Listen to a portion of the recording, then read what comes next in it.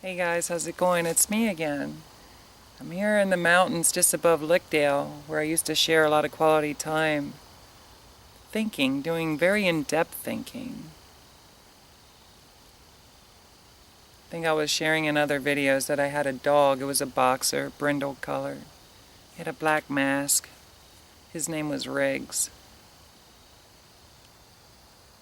And this is where we would come for Tracilyn to think while he got his run-in and exercise. And let me tell you, he was a happy dog.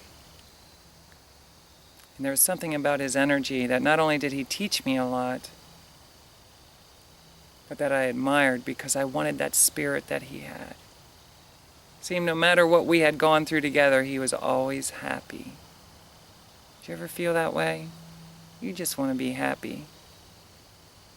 For years, into my 30s, and maybe even now, I'm still struggling with that, if I were to be completely honest.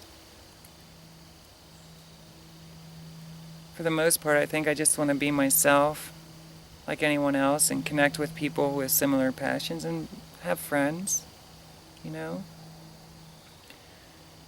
took you through some of the crucial neighborhoods that as a child growing up to give you a little idea of how we were shifted around a lot, myself specifically, and how each neighborhood had its own way, its own lifestyle, its own way of going about things, its own perspective on how we should be living our life. The different things at different levels, if you will, that were introduced to me, like the neighborhood family. It was a pretty cool experience for me. What I did is I made a bunch of notes, and I'm going to go through and have a Superball moment where I kind of bounce all over the place. Understand, we're going to forget about dates and things. I'm going to kind of relate it back to some of the neighborhoods that I was staying in. You may want to, if you're interested in this, you would have to go back and maybe scan through some of the other neighborhoods of the other videos that I'm explaining the basics of what I experienced as a child growing up. Coming all the way up into my teen years, where I was 15, and in this last neighborhood, Lebanon Village,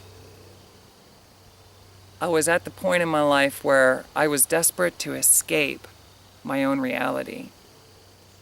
And I did that with music. Not only playing guitar and trying to write songs to get my feelings out of my heart, but also listening to a lot of the other music and bands that were popular during that time. And because they always looked like they were having fun for the most part, I wanted to have fun. And still to this day, I'll be honest with you, I just want to have fun. Very simple for Tracilyn is I just want to have fun and be myself.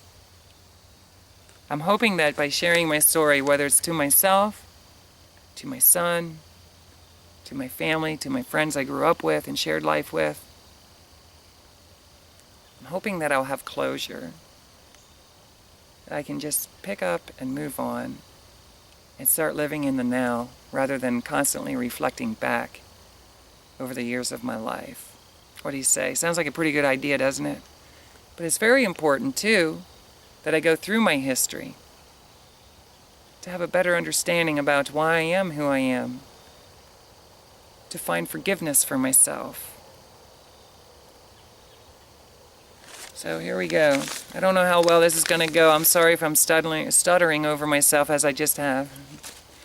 And maybe the scene isn't that beautiful. Maybe the way the camera's angled might not be that good. But maybe you just want to do other activities wherever you are while you listen to me speak. Whenever I hear the name Ketchup, as I'm calling this series, Ketchup, I'm catching up with the last 40 years of my life. I also relate back to my younger cousin, it was a girl, and she was kind of like the new addition to the family. And everybody was excited to have our new addition brought into our family. At one point, from what I remember, I could be wrong, but from what I remember at my grandparents' house, I discovered that she loved to eat ketchup.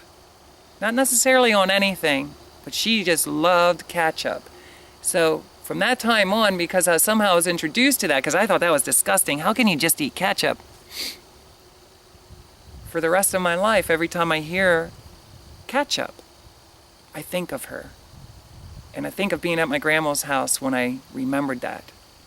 So sometimes it's just a word. It might be an image that you reflect on and you want strongly to be or to experience whatever it is that you see. And sometimes your memory will reflect back onto something that may be as silly as that. So you can only imagine with the different words and different movies that I've seen, different images, different sounds with music. These things that I either hear in passing or that I see, I'm attracted to. And because they're unique and kind of like a small shock to my system, somebody eats ketchup, it sticks with me for the rest of my life. And I almost remember exactly where I was and who was all involved in it at that time. Did you make sense out of any of that?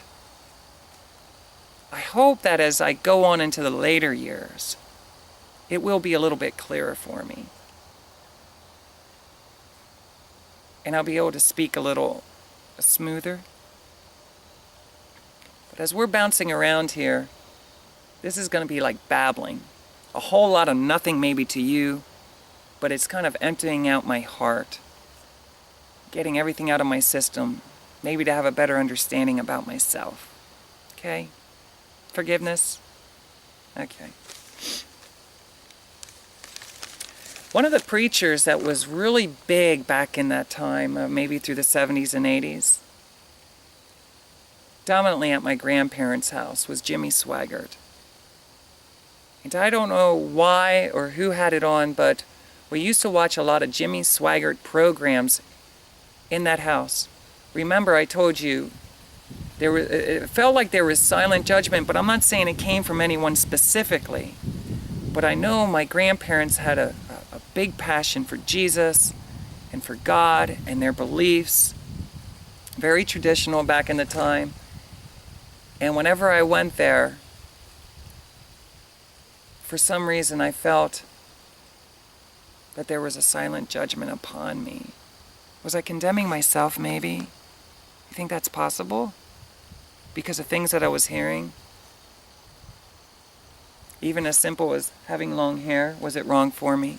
Was it wrong for me to be more attracted to boys? I don't know. Because it seemed like a lot of what I was hearing, even swear words, and I don't encourage that, with what we call swear words, even little things like that made it tough on me because I wanted to be accepted, even by God. Even by God, whoever this God was. And I often used to stare at that picture of Jesus, and something in my heart told me that image of Jesus loved me, but yet in the same token, I doubted it. Did you ever doubt if Jesus loves you? It's always a mystery, isn't it?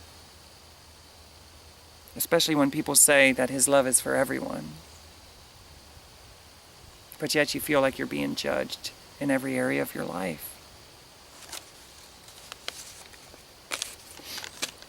I think I brought this up, so I don't want to ride it too much, but marijuana was introduced to me at a very young age.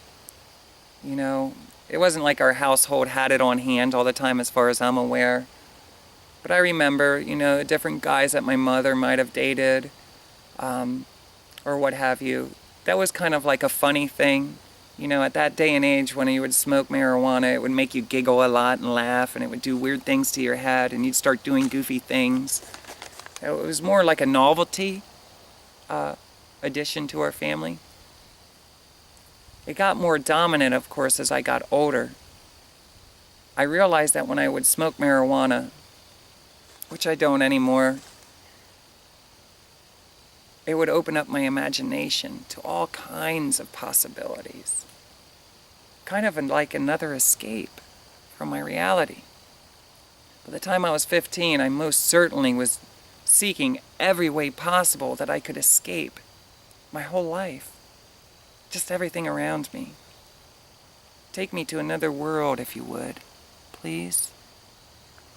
So I guess that's why I suck on to entertainment. I watched a lot of television, a lot of movies, buried myself in music. And I withdrew in London Village to my bedroom. And in my bedroom it was really cool because I had it decorated with all the rock stars that were popular at that time. And though I wanted to be like them, the thing that I thought was the coolest is they were glam bands, so they wore makeup, they styled their hair, they wore women's clothing, and I thought this was so cool. But in the same token, I'm attracted to these guys because they have a tough attitude, and I felt like I could be safe with them, you know? I could hang out with these guys, and nobody'd ever hurt me. I mean, look how tough they're busting in walls. Busting in walls, and they just had that a tough attitude. A tough attitude that was not natural for me. So I felt safe if somebody with a tough attitude would adopt me in, as whether it be a little brother, now little sister.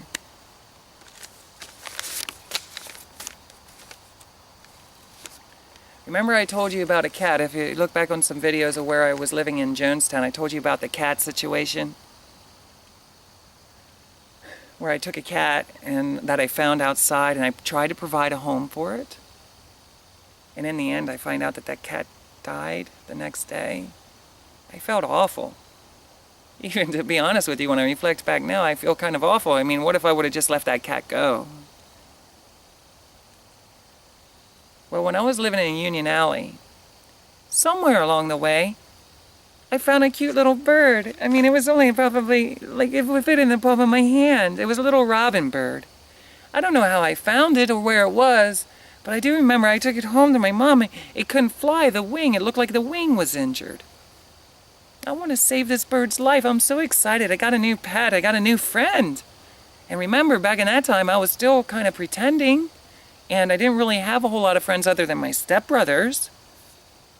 So I kind of adopted that bird in with its broken wing, I guess is what you could say. The wing didn't work right.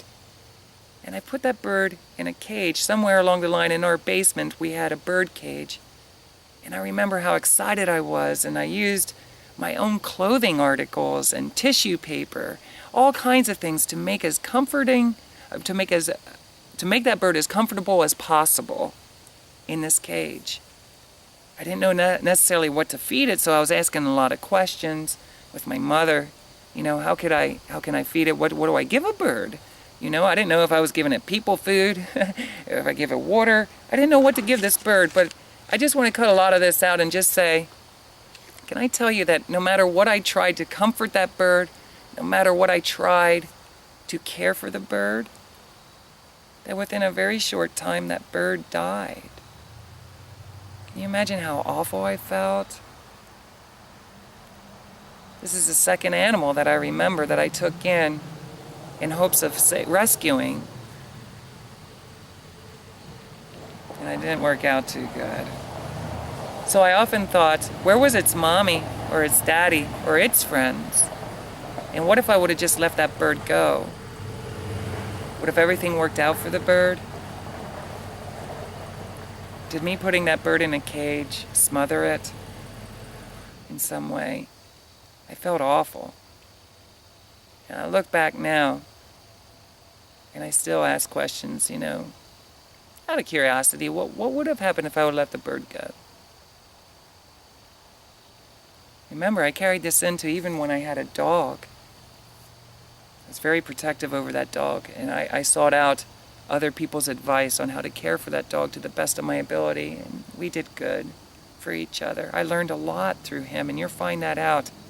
I want to keep my dog relationship and my musical relationships and my musical growth kind of separate, there's a lot to talk about within the things that I've learned through music and through my dog. Did you ever think that? How can you learn through music? How can you learn through an animal? Or maybe you already know. Maybe I'm just catching up with everybody else. I remember, I don't know how old I was, but I was old enough to be pushed around in a grocery cart. Do you remember days of your parent or a relative, brother or sister, pushing you around in a grocery cart? I remember there was a grocery store in Lebanon called Acme. Still remember to this day. It reminded me of Bugs Bunny and the Wild Coyote, the Roadrunner. Whenever I thought of Roadrunner, I thought of my mother's boyfriend's car. Or whenever I would think of whenever I see my mother's boyfriend's car, I would think of Roadrunner the cartoon. We used to watch that a lot at my grandparents'. Acme would remind me of that, because that coyote would always get the supplies to try to capture that Roadrunner with supplies from Acme. I remember when my mom was in line one time at the checkout, and I was in the cart, and there was this lady who approached, and I think she meant well, right? She turned around to my mother and she said, "Oh my goodness, you have such a cute little daughter. She's adorable." And my mom got defensive. And she said, "It's not a girl, it's a boy." I don't remember anything other than that, but I do remember I looked at my mom and I held my head down. I was kind of embarrassed. And I was thinking to myself, I'm a boy, so why are you calling me a girl, lady? That's what I was thinking. Why are you calling me a girl? You'll find out as I go on that throughout my life, I had a lot of people asking me, kiddingly, "Are you sure you're not a girl? You act like a girl." Even the girls I dated would ask me that question all the time. Even into my 30s. "Are you sure you're not a girl? Because guys don't act like this. You're very sensitive. You do a lot of girly things. With what the world calls girly things."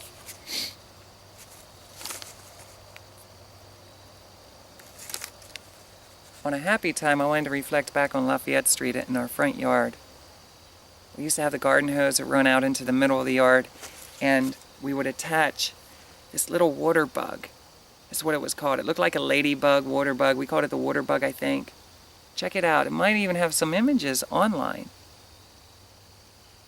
That was one of my favorite pastimes, toys. In the summertime, we would all get together in our front yard, my swim trunks and the bathing suits. Even then, I wish that I could have wore like a bathing suit like a girl did, but I wore swimming trunks. And all we did is set this water bug down, and it had like little hair pieces, and when you turn on the water, the hair would just start going all over the place.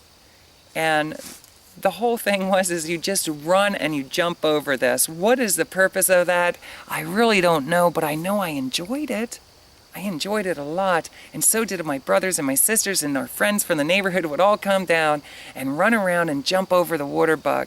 And our next door neighbor had a slide. Did you ever see one of those? You wet it down, the water, somehow you hook it up, and the water just keeps shooting down this slide, and you'd run and do a Pete Rose. Do you remember Pete Rose?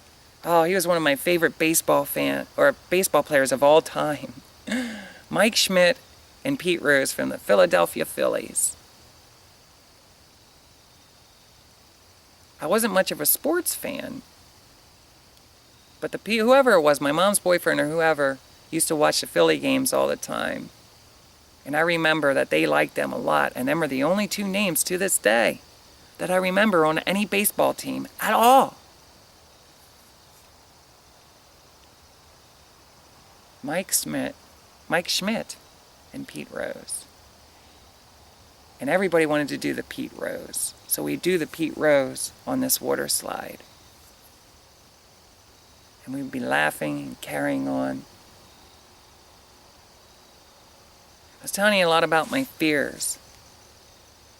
But with my mom, or with a guy, I felt safe. We used to go to the swimming place to get out of town. place called Happy Holiday. And we'd load up in that Pinto, so this is probably in Jonestown. We'd load up in our Pinto, and we would drive deep into this mountains, however far. It seemed like a long time before we got there. Remember, rarely we ever left our neighborhoods. So going on this drive to go to Happy Holiday was a big event for us. We would sing in the car. It was a big deal. We'd get up early, get our swim attire together, whether it be our little tubes. I always had this tube that you'd sit in and I could float around because I didn't know how to swim. And I sure did not feel safe without my mother or without that tube around me. Are you like that? You know, they used to have the little things that you wrap around your arm, or maybe a tube that you put up through your knees and then wrap it around your waist and you jump in the pool. I never jumped into the pool. I always walked into it. And I was always scared, and my mom would hold on tight to me. I got you. I got you. I got you. Come on. So she would encourage me to go in the water with everyone else, and I would admire everybody. They looked so brave, so courageous. And I wanted to be a part. I want to go out there in the water too and swim. Occasionally. And I remember one time specifically. When my mom came up, I was sitting on the edge. I used to sit on the edge of the swimming pool and just shake my legs and wade them in the water. And I used to love when she would come up. She swam underwater a lot, and I thought that was really neat. And she came up to me, whoop, and her hair would be all wet and slicked back. She looked so beautiful. And she'd be smiling and laughing at me.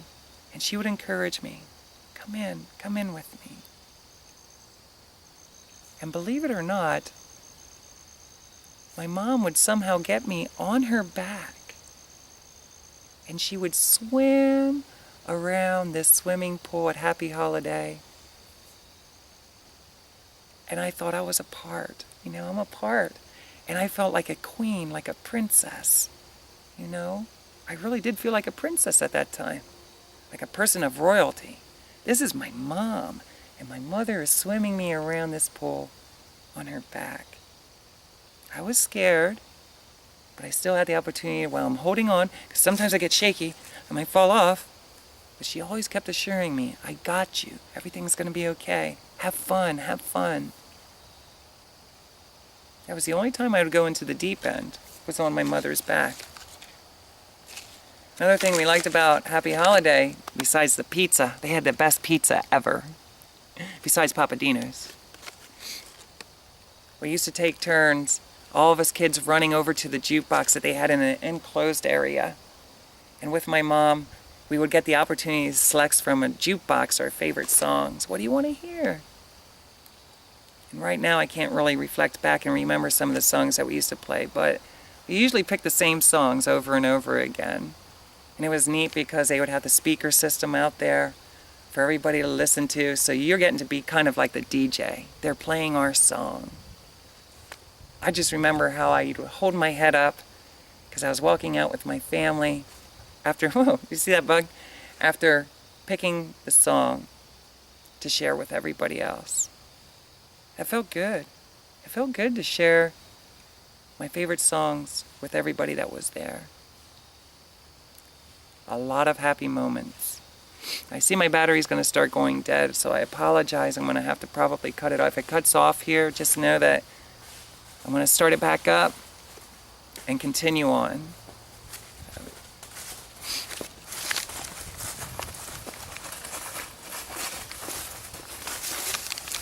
I was telling you in Jonestown that the first time I ever got to ride a bike myself was the mini bike. But my uncle, who lived next door, he had a motorcycle. And I remember in our big backyard that there were times that I would be so excited because he would take me for rides, and I would be sitting almost on the gas tank. And I remember watching the tachometer, I think it was, and the speedometer, watching it to see how fast we were going. And I remember how big that gas tank was and how safe I felt while he was holding me. And I thought the world of my uncle. You know, he's an amazing singer. Everybody loves him. He loved children very much. And he took a liking to us. Let me just say, at times that my mom's boyfriend wasn't there, or the times that my dad wasn't there, he was there. And he was feeling kind of that void that we were kind of missing. We had that male role model in our life.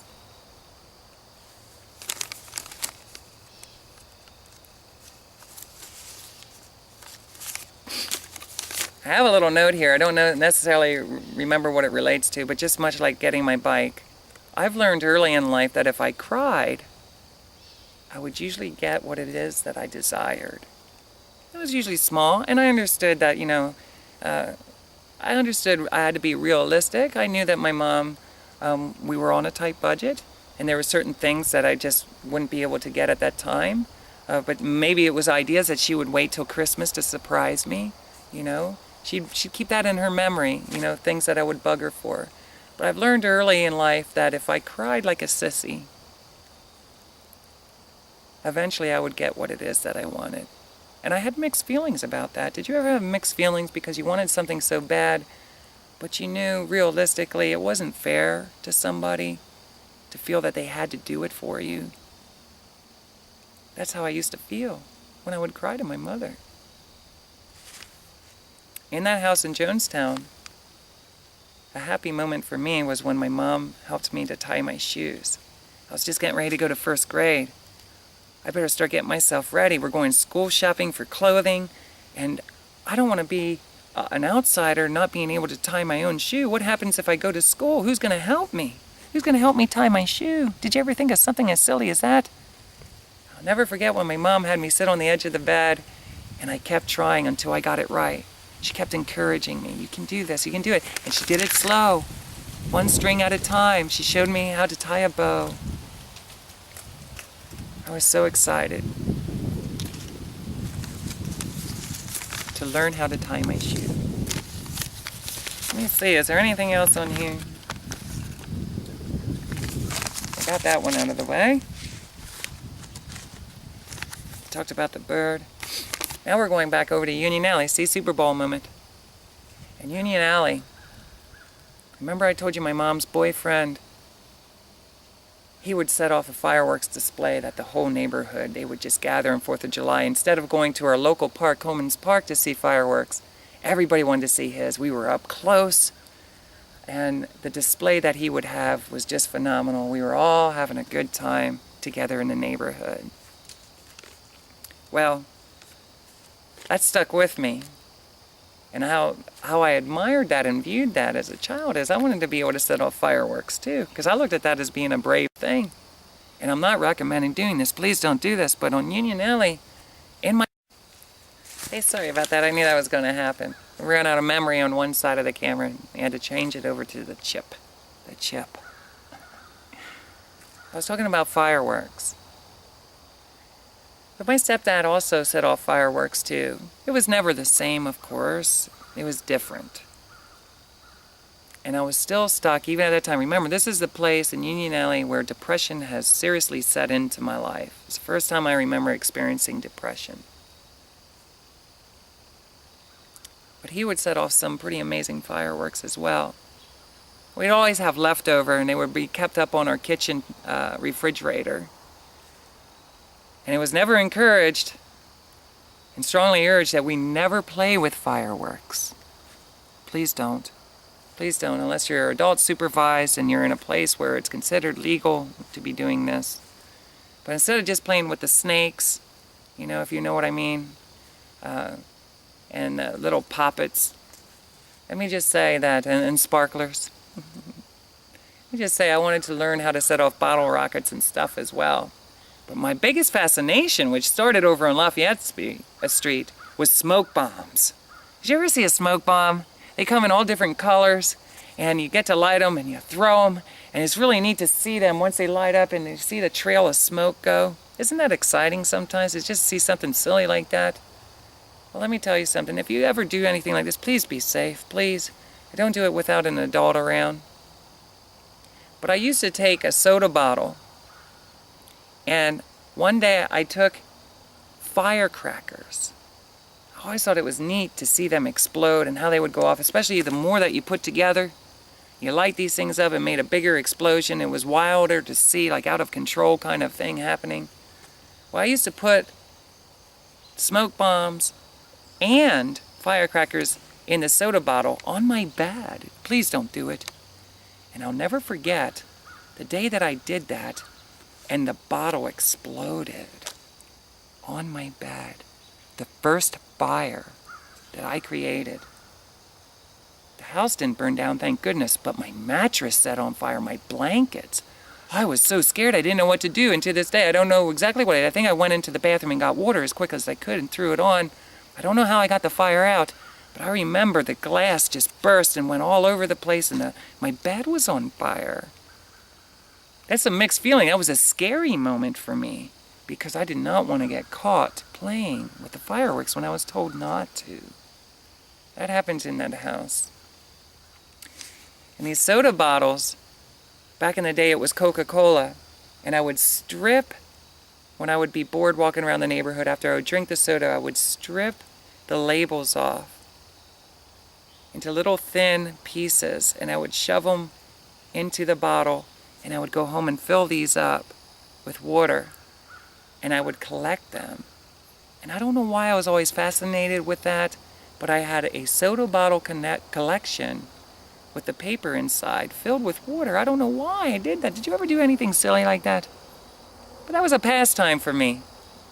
And still this day, I don't know why I did it, but sometimes we do silly things like this, you know? But I remember it was funny because after doing that for a while, a couple months maybe went by, I remember opening up those soda bottles and smelling inside, and it smelled like spoiled eggs. Yes, and I used to go around and share with my brothers and sisters, smell this! It smells like spoiled eggs, rotten eggs. And of course they thought I was crazy. Why are you even saving them? They used to make fun of me because I would save these bottles, and I had a big collection of them. I love to save my soda bottles filled with water. And I'll never forget when I discovered that they stink. Ew, pew. But I liked it. It was pew. Look, my stink bomb. I made this. I did. It's funny. I don't know.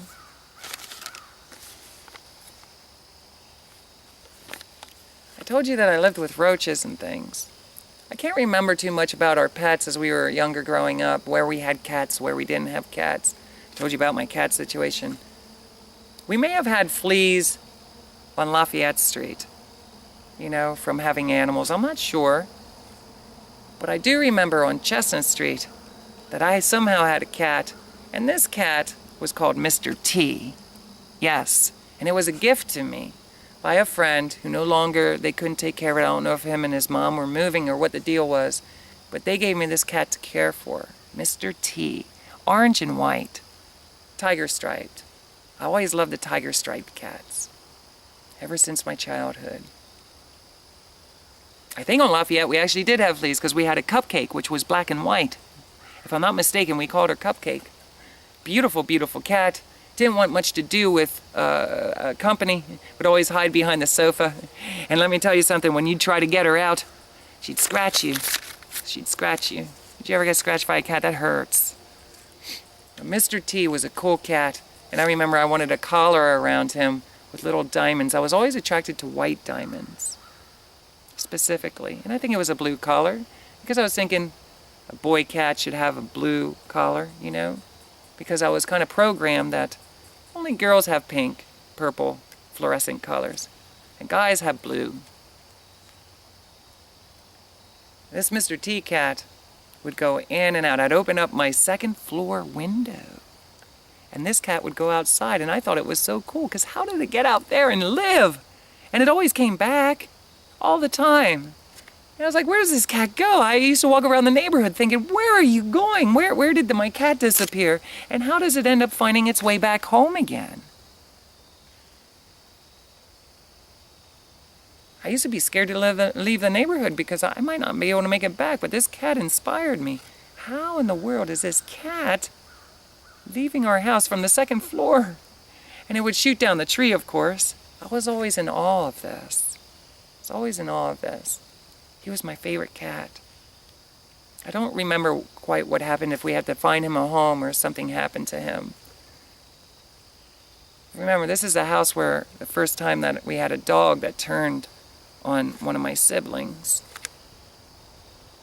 And I was always scared of dogs, but I liked cats at that time. I was scared of dogs because of that situation that happened with my sister. That same dog ended up going over to my grandparents. And later on, that dog also attacked my grandfather. At that time, we had to find it a home, and I think it was on a farm, because my other sister really loved that dog a lot. Absolutely did not want to have it put to sleep or anything like that. So we found a farm for it, and that was very devastating and hard for the family to deal with. We loved our grandfather, and to find out that this happened was traumatizing to me. You know, my grandfather and my sister were attacked by this dog. Let me just tell you, even to this day, I am fully aware that dogs have a lot of power, and you got to be careful around them. You know, that's the way I feel. That's the way I feel. But the cats were different. I admired the way that they could kind of care for themselves. And, you know, second story window, I never saw my dog do that. And it was neat when I'd be laying in my bed and see him come back into the window. He'd pop his head in and kind of look at me.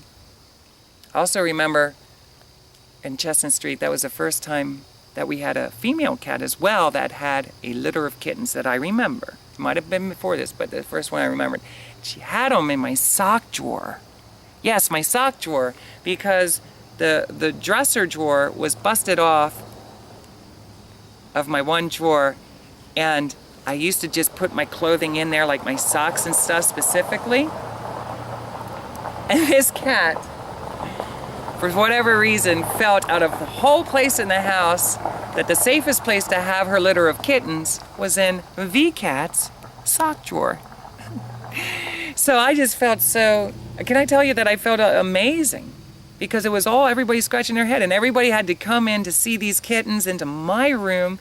Everybody had to, if they wanted to visit with the kittens or to feed them or to tend to them with my mother, that was off limits for any other. It was like a safe zone for that cat and all the babies. And of course I got to sleep there with those kittens there. That was just like an amazing time in my life, because everybody wanted to visit my room. And up to that point, I can honestly say that I don't remember having those kinds of feelings. And later on in life, you'll find out that most of the time I went to visit people in their houses and stuff. Very seldom did people come to visit me. And I like that. I love going out, and I'm a traveler. I like to go see how other people live and share time at other people's houses. Always seem more interesting than my own. But the fact that everybody at this time is coming into my room, I loved it. On Chestnut Street was the first time that I recognized that I love when people come to my place. You know, the place where my place that I slept. I just thought that was wonderful. So this is where I started having friends sleep over, and things happened and things like that. Good times and bad times. This is where we made recordings for the first time with my sister. I told you we would sing into a boombox.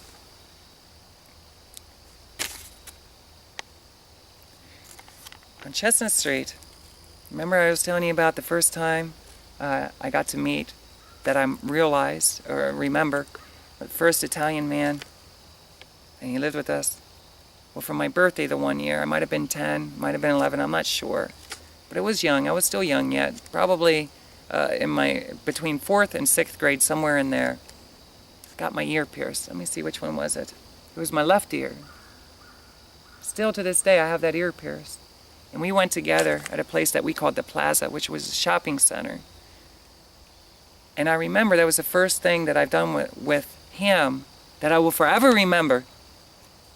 Because for some reason, I don't know what ignited it, but I really wanted my ear pierced. At that time, I wanted both ears pierced, but I was scared. Did you ever get scared to get your ears pierced? I was terrified to get both my ears pierced because I didn't want to get beat up. That day and age, you got beat up if you had your right ear pierced. They say that was a symbol that you were gay if you had your right ear pierced. But if you had your left ear pierced, it was starting to become a sociably acceptable means of decorating one's body, if you will, like a Christmas tree. Look, here's my ear. So because he was getting it done as well, I was thinking because he was cool, now I'm also cool. We're going through this. We both had our left ears pierced. In later years, I'll talk to you and share with you about how I was so excited to finally get this ear pierced, not caring anymore what anybody thought if I was gay or not. But I really wanted to get it done my whole life. Did you ever do that? Some things you want in life so bad, but because of society's demand or expectations, standards, what have you, you refrain from doing the things in life that you desire. Even as simple as getting your ear pierced. That was me. And I'll get to share with you the kind of trouble I got in just because I had my ear pierced. Now I have my hair is long and I have my ear pierced. Oh, let me tell you, it brought more trouble, attracted more trouble to me. So remember that as I go through my life journey. I'm going to talk a little more about how just doing the things in life that I desired to do to myself seemed to attract more trouble to me. Okay? So I'm not saying it's wrong anymore. Things have changed dramatically. Guys have their ears pierced, tattoos and all that stuff, and they look great, So I never had a problem with it. But a lot of the people that I was raised around, they had a problem with it. Even adults. You would find out how troublesome it was for me to be around adults because I had my ears pierced.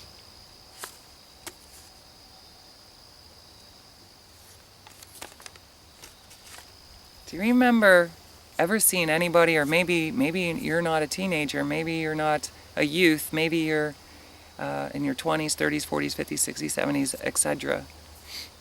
In the 80s, a big thing that was really popular was spiked bracelets. And I remember going to the flea market, which used to be our key drive-in. We had a local key drive-in. There's so much to talk about there. We would browse through these flea markets looking for great deals on spiked bracelets. Because if you had a spiked bracelet, you were cool. Remember Billy Idol? Yes. It was somewhere during the mid-80s that this became a very popular thing for people to decorate themselves with, their body jewelry. And I remember the first time I was introduced to it was with that one tough girl that I told you looked like Joan Jett. She had one. And I'll never forget when she took hers off in a van when we were going to Bible school, and she wrapped it around my arm. And I'll never forget that feeling. Overwhelmed me. I felt tougher, a little bit tougher, to have that spiked bracelet around my arm. Only I didn't want to be tough.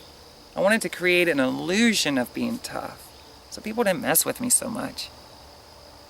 Because really everything I liked seemed to get me in trouble. My earring got me in trouble, but now I'm tough, right? Well, it didn't necessarily work out like that. Because as I started going around, and I remember they were only like $5 you could get them at flea markets and stuff. It was amazing.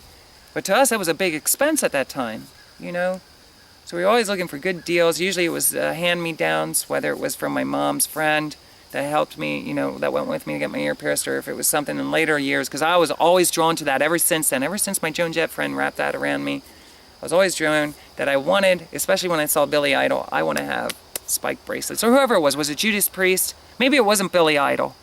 Maybe it was Judas Priest. But I wanted to be tough, because I didn't want to get beat up anymore. And it seemed everything I liked drew people to want to beat me up. Let me tell you something. When a sissy is trying to look tough, and the whole neighborhood already knows you're not, it kind of draws even more attention to you. The wrong kind of attention. Because now, you're trying to be tough. You're trying to be tough. And they were right. I am trying to be tough because I'm tired of being hurt. I can't always be with my friends. I can't always just live in this little neighborhood, I can't just walk around the yard and in our playground. And now the neighborhoods are kind of getting smaller. They're starting to get divided up more. And now you have to be scared to get off your front doorstep. Did you ever feel like that? I'm scared to even walk. If I was on my porch, I was okay. But if I step down onto the sidewalk, it's like all of a sudden I'm going to be bombarded. That's a hard place to be in. Why is everybody centering to attack Tracilyn? That's the way I would think. Why? Why is this happening to me? I got to take a small bathroom break here in the woods. When I come back, I want to brush up here. I want to make sure this here paper is already done. Check this out. Pizza box. Times of desperation, no paper. We write on a pizza box. I'm going to share some more Superball bouncing moments in my life. I'm just feeding you to give you an idea of some of the things that I had to endure and go through. And you can only trust in a matter of time that as I step up in later years, you're going to find out how all of this stuff that I've been sharing with you begins to manifest clearer as to even the struggles that I'm dealing with today. You know, many of us, times have changed dramatically since the 80s.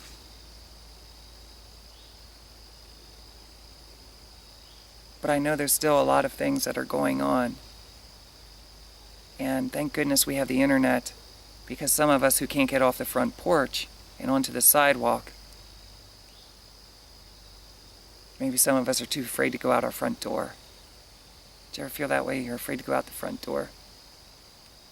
In Lafayette, or in London Village, I reflected back since I last talked on the video. I would usually only go out at nighttime, because at nighttime it didn't seem like the guys from the other neighborhood would be anywhere around, and it was easier for me to hide who I was. It was easier for me to hide in darkness who I was. When the sun's up, I better be on my bicycle. I learned through the years of having a bike that I could just about outride anyone. Remember, I told you I could run. But when I got a bike, I realized I could go even faster. Almost as fast as some of the cars in the city. It's like 25, 35 miles an hour. I'm telling you, I could go very fast in those days. Maybe not 35, but I could break 25 easy. I even had a speedometer on my bike at one time to see how fast I could go. I remember 30 for some reason. Maybe I was going downhill, but I went fast. And I tell you, I rode everybody who was chasing me, especially when they were on foot. I'll be right back for some Superball moments. Don't forget, check out my website. Get to know me a little bit. You'll see that I went through my changes. A little more secure with who I am. Obviously, I'm not afraid to be outside as much anymore in the daylight. I'm looking forward to share some of these moments with you. And trust this. In time, as I move up closer to 2000s, especially 2001, you're going to see how all this stuff affected my life. But I need to clear this up, and though a lot of this is going to be foggy to me, I'm going to keep on doing things like this, bouncing all over the place, just for you to have an opportunity to get to know my struggles and the things that I went through and overcame in time and how I did it. I'm just going to sit here and I'm going to continue to talk. But right now, I got to go to the bathroom. I'll be right back. Hopefully I don't get caught. Hey guys, I feel much better now. I had to empty out my bladder a little. Kind of change the angle a little bit. Let me just tell you that I'm kind of fatigued right now. Is it okay for me to be honest with you, my feelings of where I am now? I'm tired. Really tired. And hopefully I'll have the energy to continue on and share beyond where I am at 15. We're doing Superball moments, where I bounce around with different things that I've been through throughout the different neighborhoods and stuff that I lived in. And now we're on a pizza box. So I'm going to chug on through this. I'm running out of memory on my camera. I may go back and download it to my computer and then come back out again and catch up. I want to do as much as I possibly can. It's kind of a rush job. I'm sorry the way it's turning out. Have forgiveness for me. I was telling you that when I lived on Union Alley, that's when I first remember starting to play with toys, adult toys. And I don't want to ride this too much. But can I just say in all honesty that it felt like it was the right thing for me. So, and in the next neighborhood, eventually, we go down to what I was talking about on Cumberland Street. That's when my body function started changing. I was going through changes. I think it was on Cumberland Street when I remembered the first hair, pubic hair. And it was weird because one day I went to bed and I was all smooth. And the next day I woke up traumatized. I had 2 long hairs in my bikini area. I don't know where you are in life. Do you reflect back and remember? Let me tell you something. I was horrified. Even to this day, I don't like hair on my body. Look at all my eyebrows, my eyelashes, and my hair back here.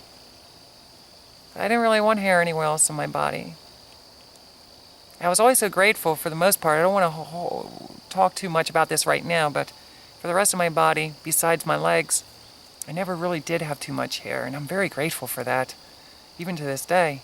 But at that time, when I first saw my 2 pubic hairs, I knew I was going through life changes.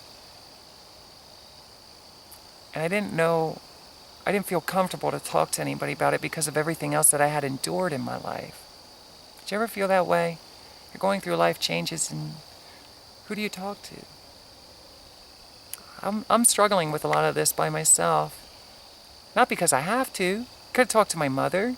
Could have reached out to someone, but let's face it, every time I did, it seemed like trouble just arose. So this is the first place that, of course, I had wet myself, if you will. And now I'm starting to pleasure myself without toys. It was a hard time for me to go through because I'm trying to figure it all out. You know what's going on there. As we moved on here in London Village, I'm almost sure that's where it was. It could have been on Union Alley even. I don't know what the answers are. Just sharing with you my life journey and the things that I had to endure. So it's okay if you laugh right now. Be careful with the comments that you leave. I want to try to keep this as clean for all age groups. Hopefully I don't offend anybody because I'm being honest, and I'm trying to censor as much of it as possible, okay? I'm just giving you a place where I am in life because later years you're going to see how all this stuff adds up. In my mind, I'm still bouncing around like the Superball.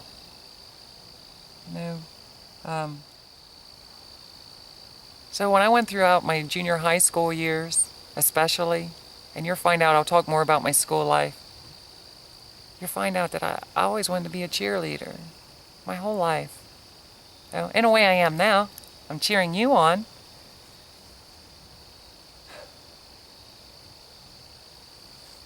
Here's a funny moment. In Union Alley, when my brother was delivering papers, he had his dirt bike. This was before he was driving, I guess. And he came back one time. This is when I was in the 4th grade. And all of a sudden we woke up and we were like, ew, what's that smell? Well, my brother might not like me saying this, but as far as we know, it was when he laid down his bicycle to go deliver newspapers, somewhere along the line a skunk came by and sprayed it, or he scared a skunk and the skunk sprayed it.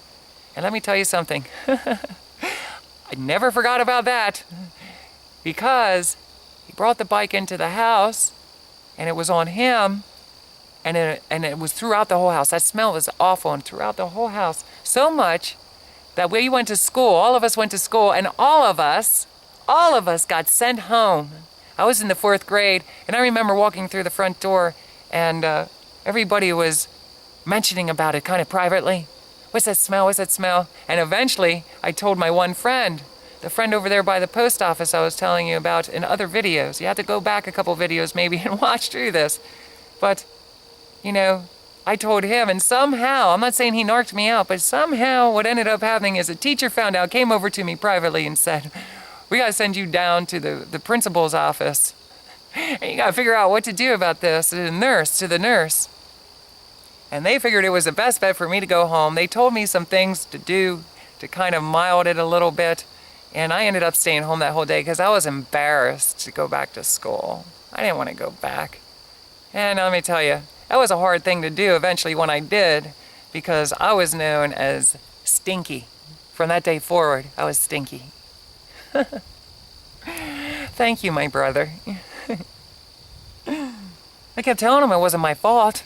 I tried to tell them, but they didn't believe it. I was the stinky one.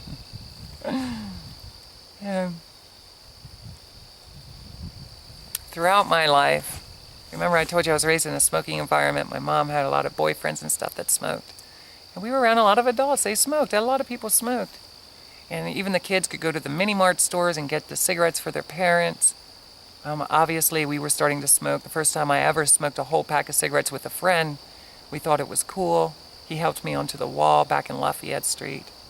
And we smoked a pack of cool cigarettes, and I didn't feel good about it at the time. I still don't to this day if I do smoke. Sometimes when I'm really depressed, I'd smoke. But you know what? That followed me throughout my whole life. It became an addiction. A very strong addiction that I couldn't break. And I gotta say, when I get really, really stressed out, to this day, I want to get a smoke. You know, it seems to calm me down a little bit. I don't recommend that you do that. Please don't. If you don't smoke, don't ever start. As you can see, it kind of destroys your voice, stains the teeth, you just stink. So I don't want to offend anybody else who does smoke, but that's my perspective throughout my life. By the time I'm living in London Village, a lot of my friends smoked. It was very common. Everybody in junior high smoked cigarettes. So of course I didn't want to, but I did. I did because I wanted to fit in. I want to be cool like everybody else. Cool like my friend. You know, he smoked. And he was very active, very fast on his bike, good at sports. He was a great mechanic. Everybody loved him. And I wanted people to love me too. I just wanted to hang out with people and not get beat up. It was pretty much as simple as that.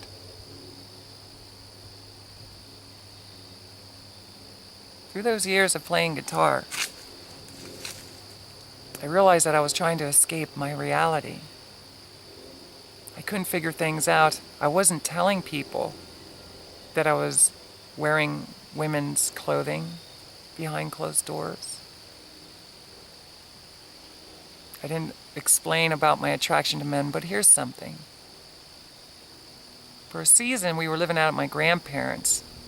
I don't know if it was before London Village. It was before London Village, but it was either before Cumberland Street or after.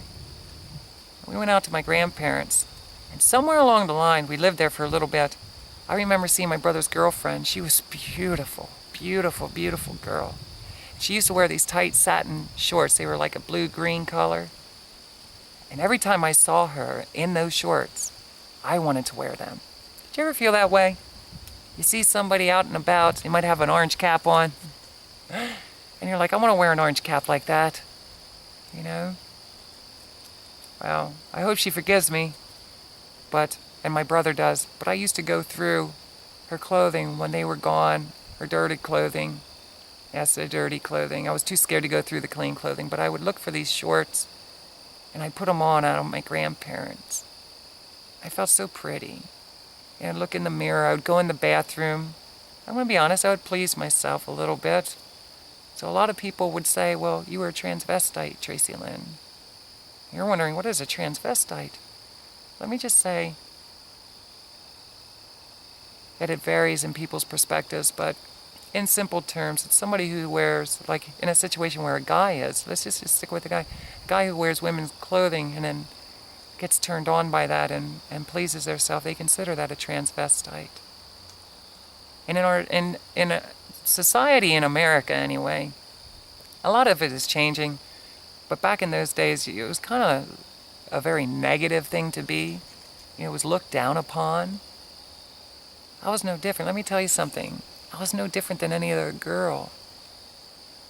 And really what I wanted my whole life was just to be me. I have to do all this stuff behind closed doors. And I'd look at myself and I'd be so turned on, so excited because I felt so pretty, so beautiful. So I'm sorry But I did dig into my sister's clothing, my boyfriend's, or my boyfriend, didn't have a boyfriend then, my brother's girlfriend's clothing, and I would try it on. She was very special in my life. She played a big part in my life because, remember, in London Village, I started exploring now with intimacy with girls, with other people. Everybody else seemed to be having sex. I wanted to fit in. How am I going to do this? I can't tell anybody I'm attracted to guys. I can't tell anybody about what I'm doing behind closed doors. With her, I felt safe. She was cool, and my brother would vouch for this. She was really cool, and you could talk to her just about anything. I didn't tell her about my attraction to guys, but I told her that I was considering and thinking of sleeping with girls.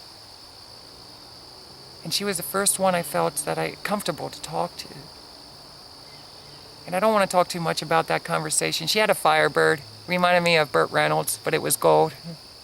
You know, Burt Reynolds' Trans Am on Smokey and the Bandit. But for some reason, I admired her beauty, and I just thought she was the most beautiful person. She was cool. Guys loved her to death. You know, everybody wanted to get to meet her. Everybody spoke highly of her. I wanted to, you know, kind of be in that role. I didn't know what it was like. What's it like to have people desire you, to want to be with you? I know everybody wants to beat me up. I don't want to be beat up. I want to be desired. What about you? And I don't mean sexually. I just mean you want somebody to want to share time with you. So we had a pretty deep talk. I don't know how old I was, 13 to 15, somewhere in there. I remember I used to watch the video that my brother made of her sweeping out her car in these shorts. And the whole time I'm watching it, I'm admiring her beauty, not in a perverted way, but in a way of art.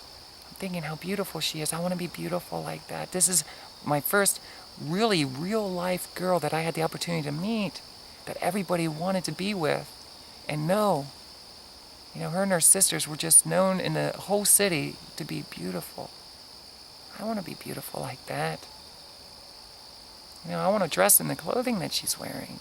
I want to smell pretty like she does. She had perfume on her. Who do I share that with? And what do I do about it? I'll tell you what I did. I continued to dress in the bedroom. And I don't know how I got a hold of a lot of stuff, but I did. Different articles of clothing from girls that I would know. And I would dress and I'd stare in the mirror. I'd put on my mother's perfume, my mother's makeup when she was at work. And I would fantasize about being with guys. I didn't know how to deal with it. I most certainly couldn't share it with anybody because I'd get hurt. I did.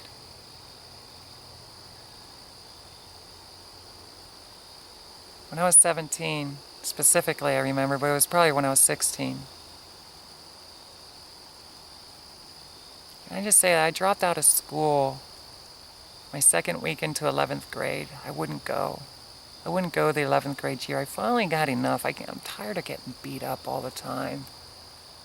I can't dress the way I want to dress. I can't do the things that I want to do. I want to be a cheerleader and date some of the football players, guys with muscles. I couldn't. It wasn't acceptable at that time. And I was already deep into trouble. I had so much I had to hide in my bedroom.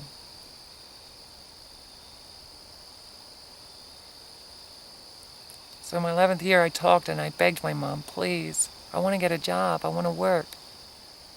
I want my own money. I want to get a car. I want to get a car so I can have friends. You know, they're like me. I want to get a new guitar. We're going to talk a lot about the music separate. We're going to talk a lot about the school life separate. You know, because of everything I was going through, I knew it was time to walk away from school. I had to. And looking back now, I really had to. I could not hold in there any longer. You know, I hang in there like a champ. all those years, but I started withdrawing more, playing hooky more, getting my mom to take me to the doctor, and I never told the doctor. I pretended to be sick. Nobody knew. You know, I couldn't tell my mom.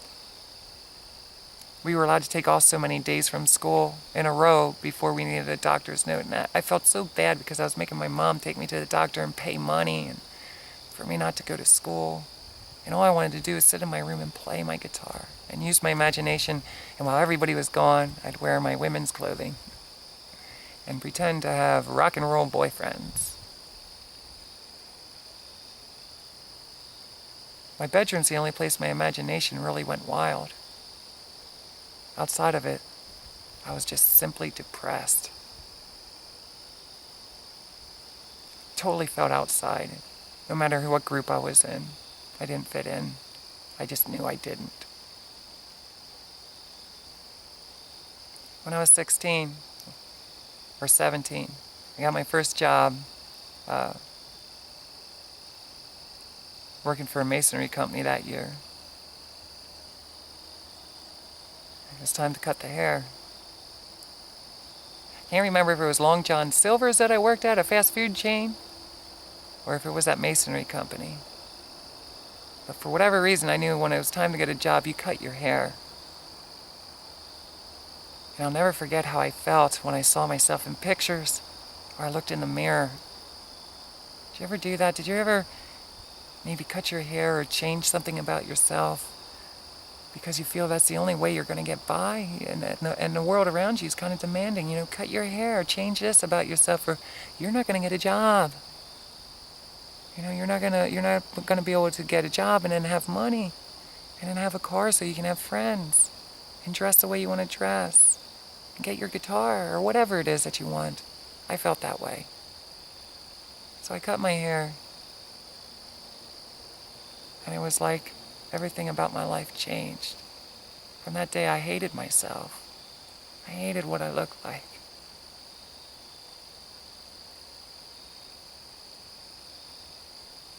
It might not be a big deal to a lot of people, but it was a huge deal for me. Because I had long hair my whole life since I saw Cher, you know? And I know it's silly. I'm silly because I'm crying right now, right?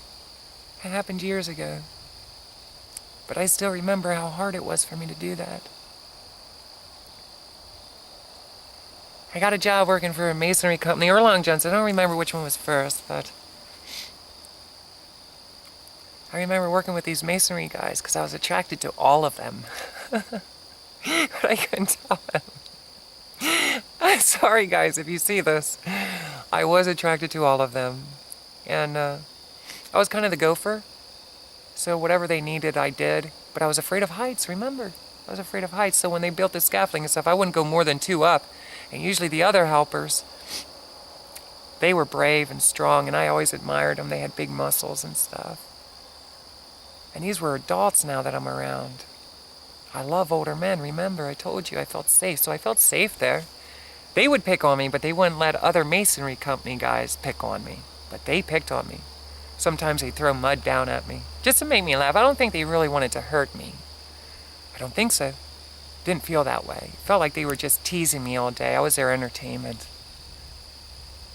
And they would joke with me. I remember them calling me sissy and stuff. Teasing me because I didn't want to go climb on the scaffolding. I remember some of the guys used to love country music. That's when the new country was really starting to drive into my heart in the early 90s. And I remember how I loathed to have to go to other job sites that involved heights, to go really high, and I always somehow talked my way into staying on the ground. I don't know how I did it, how I got away with it, but it was made very clear I am very scared to climb up there. I was afraid I'd fall off, hurt myself. And I admired these guys, not just because of their physique. They had great attitudes, they really did. And I have a lot of great memories with these guys. But I was the one with the loud car, a sissy, too scared to climb. But I admired their work, working with stone, working with brick. And I used to think, I wish I had talents like that. Did you ever feel that way? I wish I could do those things like you're doing, but I can't. So just like when I was a kid growing up, I felt like I was better off to just be a helper. I'll help you. Well, you tell me what you need, and I'll do it. I was scared to death of power tools. I knew it then and there. Still to this day, I don't like it. Remember I told you my uncle would use a chainsaw? That was scary for me. I was scared for him, but I felt safe. And I figured these guys know exactly what they're doing. So we'd pass our days, usually work 7 to 3. And the guys were older, so they'd go out drinking or do whatever they did, go home to their families. And I would leave with my head hanging low because, to be honest with you, I wanted to play music. That's all I wanted to do. I was so withdrawn from society and everything. All I wanted to do is sit in my room and play. And I didn't want to just play, I wanted to play. But you learn that I had what I feel, was kind of like, at that time, a learning disability, but I didn't recognize it so much. And I was too busy trying to be like everybody else. I was too busy trying to be like my guitar heroes. And I was really criticizing myself, judging myself against this, comparing myself. It was horrible. I'll never be like these guys. My heroes. The reason I love the 80s band so much is because, like I said earlier, they could wear women's clothing, but you didn't mess with them.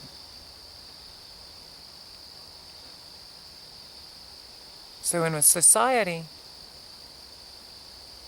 that has standards and expectations of how one should dress, this opened up doors. They might not even realize it, but it opened up a lot of doors for people like me with long hair.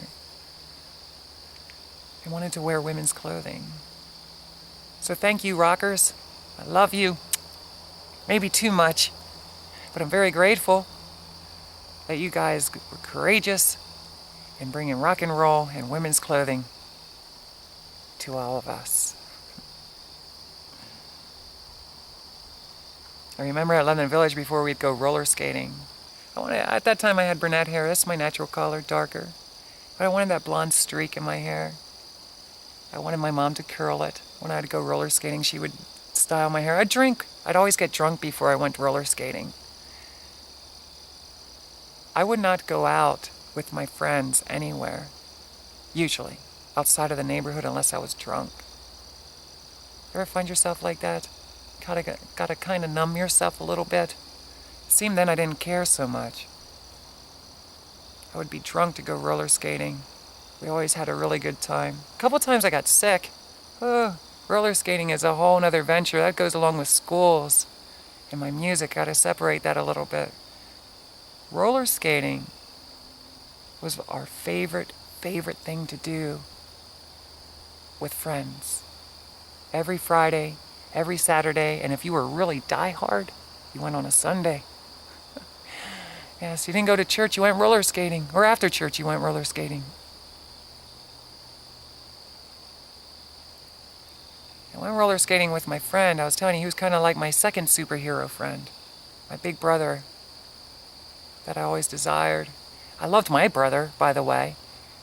But this was a whole nother level of connection. My brother was moving on in his life, driving. He had a job, he had his girlfriend and things like that. Where my friend, who became my brother, adopted me in kind of like his younger. We had a lot of things in common. We both loved music. We both loved going roller skating. We both loved riding bike. And I gotta admit, there was a little bit of jealousy sometimes when he would connect with other people too much. I didn't want him to take my friend away from me. Do you ever feel like that? You don't want somebody to be friends with other people because you don't want to lose your friend? I most certainly can connect with you in that. I didn't want him being taken from me. I lost a lot in my life, and I don't want to lose him. He accepted me as I was. And much like my superhero friend number 1, my superhero friend number 2, he wanted me to learn how to take care of myself, to defend myself. And he kept reminding me that people can't be pushing me around. I can't go through life like that. I've got to stand up for myself and fight. So sometimes he would supervise a fight.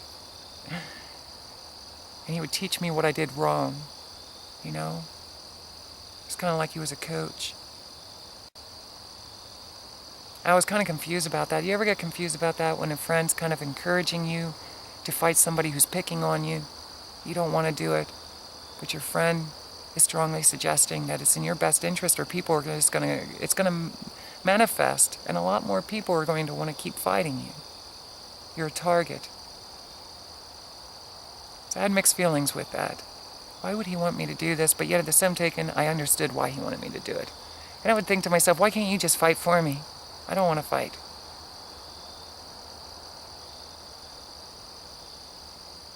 A lot of magical moments happened going roller skating. And I just wanted to have some Superball moments with you right now of different things through the neighborhood to clear them up. I feel a healing sensation going on. Obviously, I'm stepping into some areas of life that were very hard on me. I want to take a small break. I want to download this stuff, load it onto my computer, and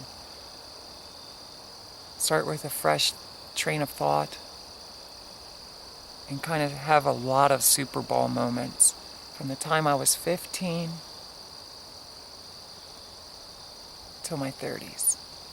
Because I'll be honest with you, I was spending so much time thinking life was always better in those other neighborhoods in my childhood. I was spending a lot more time trying to block things out in my reality. From the time that I was 13, 15, all the way up into my 30s. I was just doing everything I could to escape my reality. And for all those years, life was always better. Way back when I was a child. Deer spotting.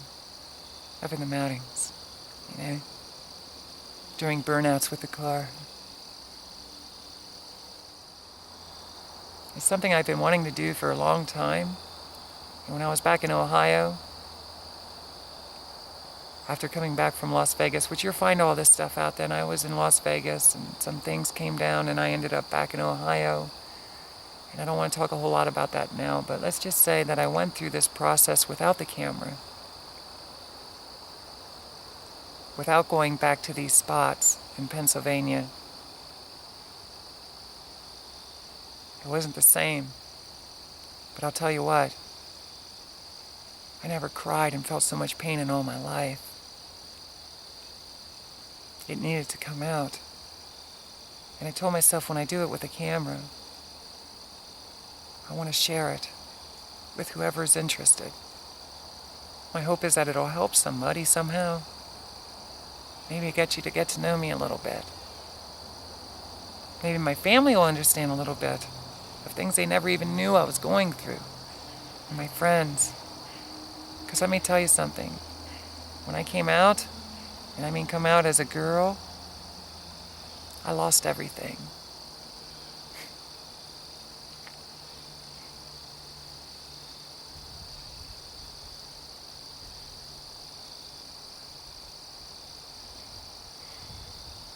And then we're going to be some hard years to talk to you about. I want to try to do it not crying.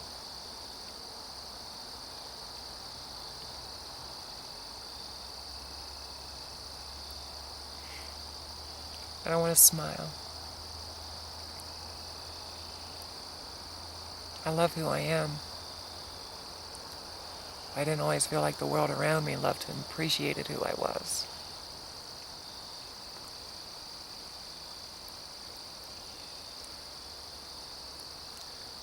I want to get through the teen years. I want to get through my 20s. I want to get into my 30s as quickly as possible. It's going to be a lot of Superball moments. Please forgive me that I did not organize this properly. I am not organized at this time in my life. I'm going to do my best because those days from around 2006 on, maybe even before that, when I had my musical career, believe it or not, at some point, you're going to hear a pretty amazing story of how I was a local celebrity, like my super rocker heroes. but it was local here. And I walked away from a lot of things because I had to. And I look back now, I had to do it. I often reflected back, is there any other way I could have done it? At that time in my life, there was no other way. Just like now. And I'll explain to you what I'm talking about now. In time. So please forgive me. Forgive me that I'm not organized. I'm doing the best I can. Got a lot of stress. I have emptiness, confusion. But I still want to move on. I still want to share this with you. Whoever you are. Okay? I'm going to try not to cry so much. I'm going to try to keep smiling. We're all the way up to 15, 16. Where I'm going to talk eventually about my school years, roller skating years, partying years out here.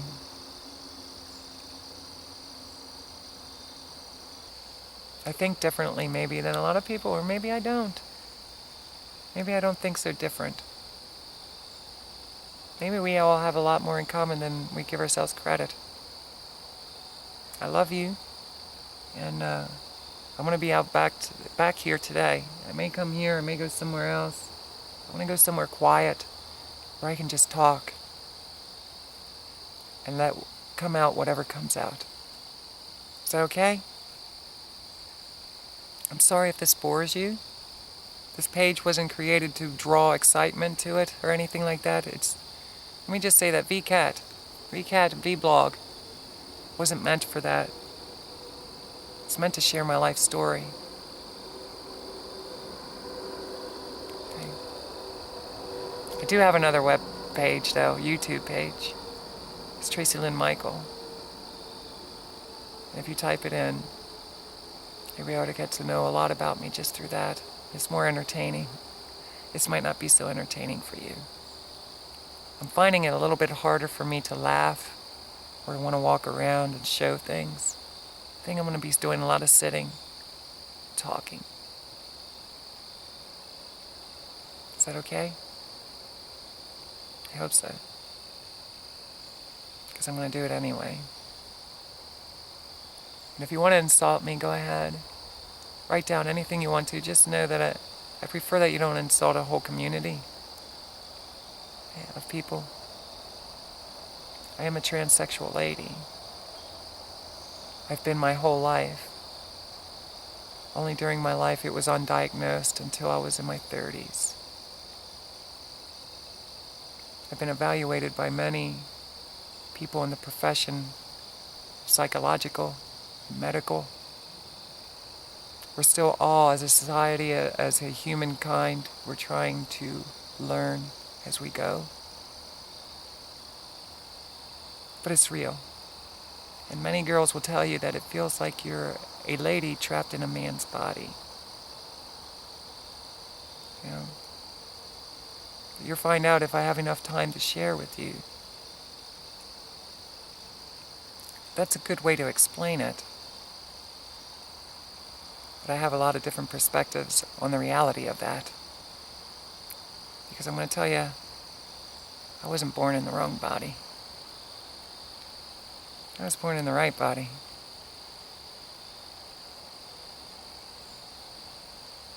And I love my body. I don't want anybody else's body. I want my body. You have your body, I have my body. And everybody be fine. Okay? You're going to want to hear the rest of my story. Trust me. It's going to get very interesting. You'll find out how religion has oppressed me my whole life. And people's beliefs. What do you think of that? Somebody else's belief oppressing me, VCat? It happens to all of us. And sometimes our beliefs are forced on other people. willingly because we want to or not. Maybe it happens by accident. What do you think? Does it happen by accident, maybe? Sometimes. I love you.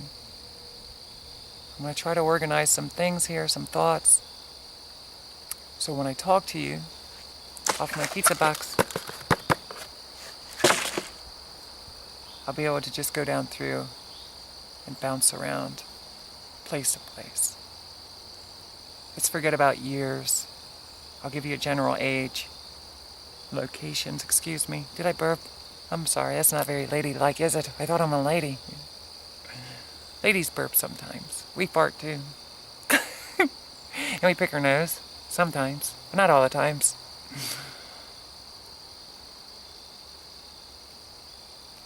I got a website down here. Tracilyn.com. Subscribe to my channel, VCat, Vblog. Hours and hours of me sharing my life. I'm trying to summarize everything. I'm going to be packing up here and going in the next week. It's time for a vacation. And I want to get all this out here so I can have a little peace for once. Just for a short time. We all need a vacation. Love you.